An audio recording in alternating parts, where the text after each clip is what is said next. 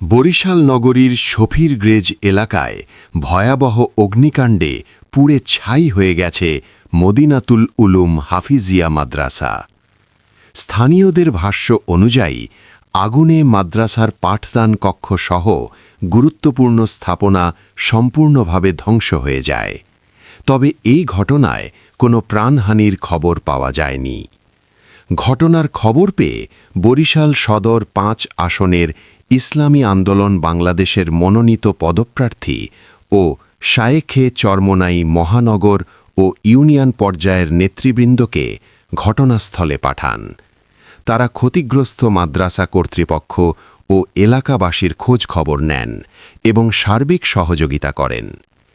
এ সময় উপস্থিত ছিলেন ইসলামী আন্দোলন বাংলাদেশের বরিশাল মহানগরের জয়েন্ট সেক্রেটারি মাওলানা মুহাম্মদ আজিজুল হক সোহেল, সাংগঠনিক সম্পাদক মাওলানা মুহাম্মদ ইয়াহিয়া, ছাত্র ও যুব বিষয়ক সম্পাদক আরিফুর রহমান, চরবাড়িয়া ইউনিয়ন শাখার জিম্মেদার মুহাম্মদ হানিফ খান, চরবাড়িয়া ইউনিয়নের সভাপতি মাওলানা মুহাম্মদ আবু সাইদ, সেক্রেটারি মুহাম্মদ ওহিদুল ইসলাম।